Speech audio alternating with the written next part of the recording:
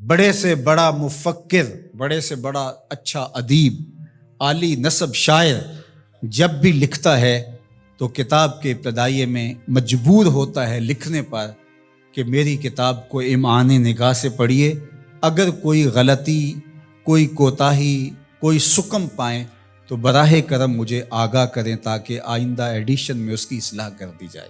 لیکن قرآن کھولو تو پہلا جملہ یہی ملتا ہے، یہ کتاب میں شک نکال کے تو دکھاؤ، اس کتاب میں کوئی عیب نکال کے تو دکھاؤ، یہ عیب سے بھی پاک ہے، یہ ریب سے بھی پاک ہے، اس میں کوئی شک نہیں، اس میں کوئی شبہ نہیں۔ ذالک الکتاب لا ریب فیہ۔ اللہ اکبر۔ ذالک کا اشارہ بعید کے لیے ہے لیکن عظمت کے لیے یہاں بیان فرمایا گیا۔ اس کا یہ معنی بھی ہو سکتا ہے کہ یہ وہ بابرکت کتاب ہے جو آسمانوں سے آئی ہے۔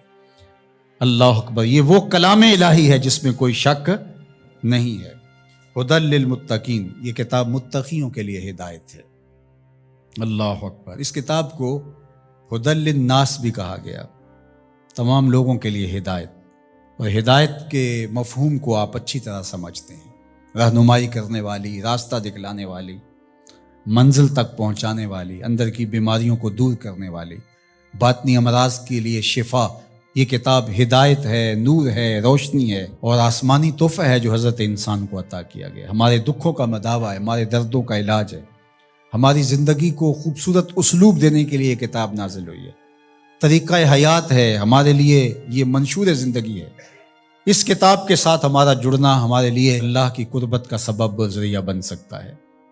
تو کہا ھدی للمتقین، یہ ہدایت ہے کن کے لیے؟ للمتقین، متقیوں کے لیے، اللہ سے ڈرنے والوں کے لیے۔ متقی وہ ہے جو وہاں پایا جائے جہاں اللہ اسے دیکھنا چاہتا ہے، اور وہاں نہ پایا جائے جہاں اللہ اسے نہیں دیکھنا چاہتا۔ علماء نے تقوی کے درجے بیان فرمائے۔ شرک سے بچنا ایک صورت ہے تقوی کی، کبیرہ گناہوں سے بچنا یہ بھی تقوی ہے۔ مختلف لوگوں کے مختلف درجے ہیں، صغیرہ گناہوں سے بچنا یہ بھی تقوی ہے۔ جتنا منصب بڑا ہوگا اتنا تقوی کا معیار بھی اس کو اتنا بڑا رکھنا پڑے گا۔ امام اعظم علیہ رحمہ، آپ کسی سے قرض لینا تھا تو دروازے کو دستک دے کے آ کے گلی میں دھوپ میں کھڑے ہو گئے، تو کسی نے کہا حضرت دیوار کا سایہ پڑ رہا ہے تو آپ یہیں کھڑے ہو جائیں۔ کہا مقروض سے نفع حاصل کرنا یہی سود ہوتا ہے، تو میں اس ڈر سے سائے میں نہیں کھڑا ہو رہا کہ یہ کہیں مبادہ سود نہ بن جائے۔ تو مختلف لوگوں کا مختلف تقوی ہوتا ہے۔ اللہ اکبر۔ تو شرک سے بچنا عام لوگوں کا تقوی یہ ہے، کبیرہ گناہوں سے بچنا تقوی کی یہ صورت ہے، صغائر سے بچنا یہ بھی ایک صورت ہے، لیکن ہر وہ شے جو خدا سے غافل کر سکتی ہو اس سے بھی بچنا یہ اللہ والوں کا تقوی ہے۔ تو اتقاء کا نور جو رکھنے والے ہیں قرآن، اس کے لیے ہدایت ہے۔ یہاں ایک سوال کھڑا ہوا، وہ یہ کہ قرآن نے ایک دوسرے مقام پہ فرمایا ھدی للناس، یہ قرآن ہدایت ہے لوگوں کے لیے، اور یہاں فرمایا متقیوں کے لیے ہدایت ہے۔ تو جو قرآن متقیوں کے لیے ہدایت ہے تو پھر لوگوں کے لیے جو ہدایت کہا گیا اس میں کیا فرق ہوا؟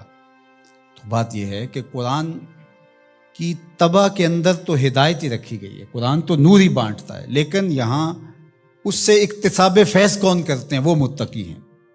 قرآن ہے ہدایت، سراپا ہدایت، لیکن جو کفار ہیں، مشرکین ہیں، وہ اس ہدایت کے سرچشمے سے کچھ حاصل نہیں کر پاتے، اس سرچشمے کے پاس بیٹھ کر کے بھی اندھیرے میں رہتے ہیں۔